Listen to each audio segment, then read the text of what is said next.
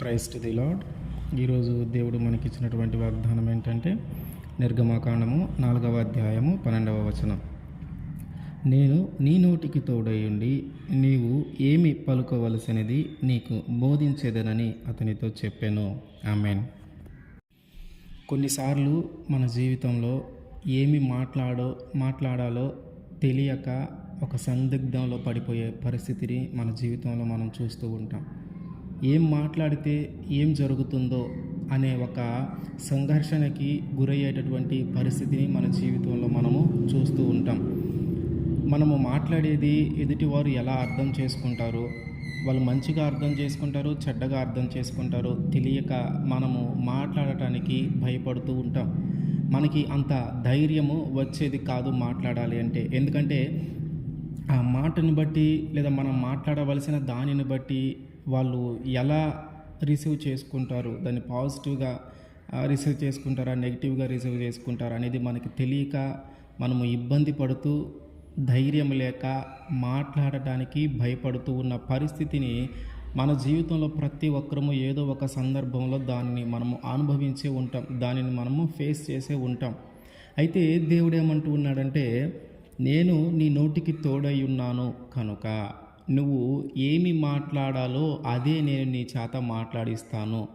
ఆ సందర్భాన్ని బట్టి, ఆ వ్యక్తితో నువ్వు మాట్లాడే సందర్భాన్ని బట్టి నేనే నీ నోటికి తోడై ఉండి నేనే ఏమి మాట్లాడాలో అదే నీ చేత మాట్లాడిస్తాను. కాబట్టి నువ్వు భయపడవద్దు.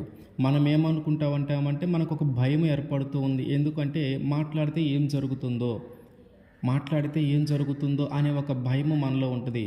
అయితే దేవుడు ఏమంటున్నాడంటే, నువ్వు భయపడవద్దు, ఎందుకంటే నేను నీ నోటికి తోడై ఉన్నాను. కాబట్టి ఆ సమయంలో ఆ సందర్భాన్ని బట్టి అక్కడ ఏమి మాట్లాడితే మంచిదో అదే నేను నీ నోటి నుంచి వచ్చేలాగా నేను చేస్తాను. కాబట్టి నువ్వు భయపడవద్దు అని దేవుడు మనతో మాట్లాడుతూ ఉన్నాడు. మోషేని దేవుడు ఎన్నుకుని ఇజ్రాయేలీలు ప్రజల్ని ఐగుప్తు దేశం నుంచి బయటికి తీసుకొని రావటానికి ఆయన ఏర్పాటు చేసుకున్నాడు మోషేని.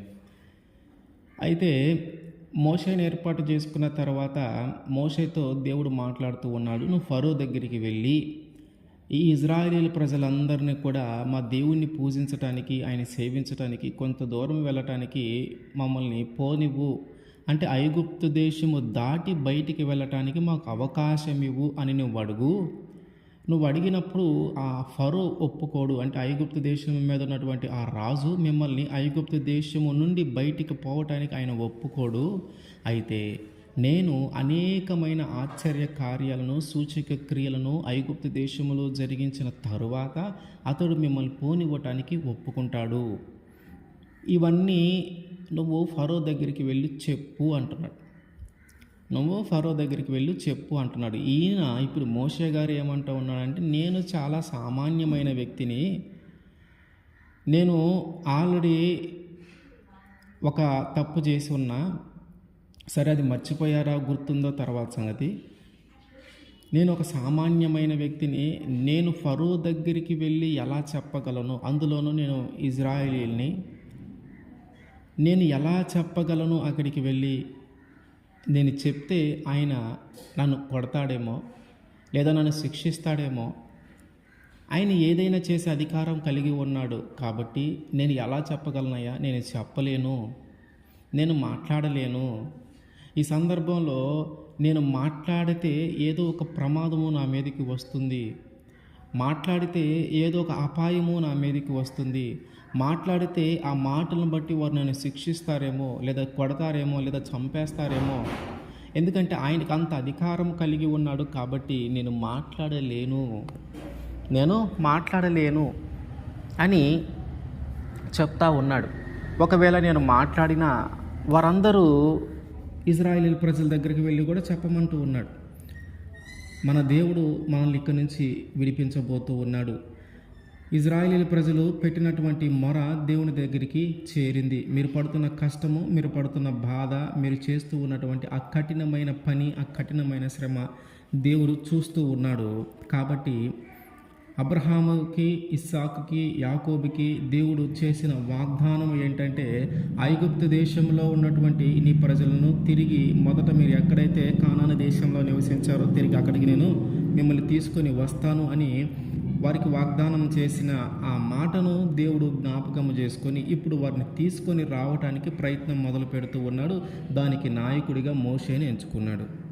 అయితే మోషేకి నోటి మంజము, అంటే కొంచెం మాట్లాడటానికి ఇబ్బంది పడేటటువంటి వ్యక్తి, అంత స్పష్టంగా చలాకీగా ఆకర్షించే విధంగా మాట్లాడలేనటువంటి వ్యక్తి.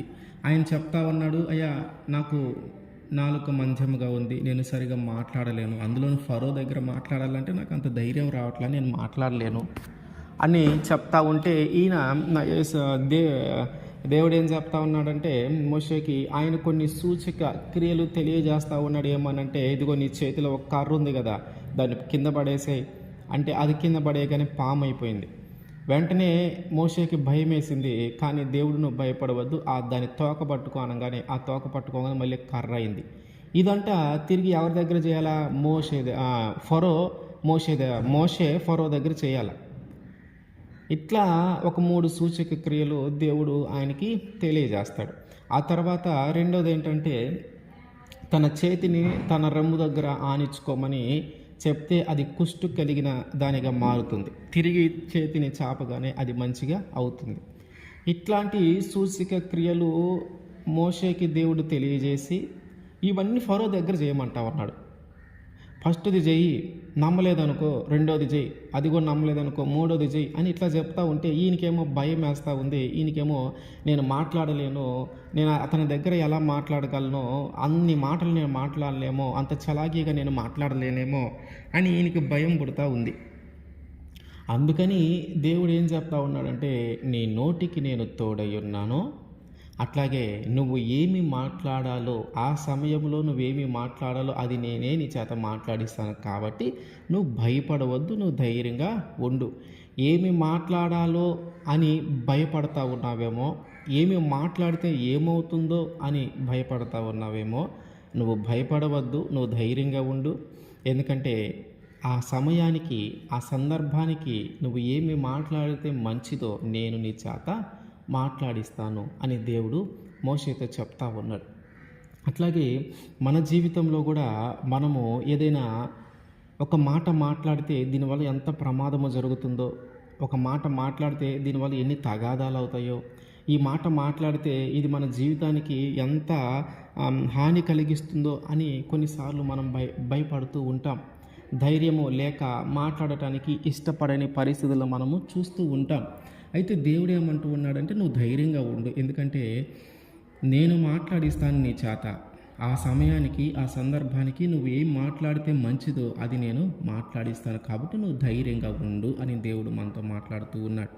కాబట్టి ఏమి మాట్లాడాలో తెలియని ఒక సందిగ్ధంలోనూ, ఏమి మాట్లాడితే ఏం జరుగుతుందో అని ఒక సంఘర్షణలోనూ కానీ మనము ఉంటే, మనము ఎప్పుడైతే దేవుని మీద ఆధారపడతామో అప్పుడు ఆయన మన నోటికి తోడుగా ఉండి మనము ఆ సమయానికి ఏమి మాట్లాడాలో అది ఖచ్చితంగా మన చేత మాట్లాడిస్తాడు. ఆమేన్.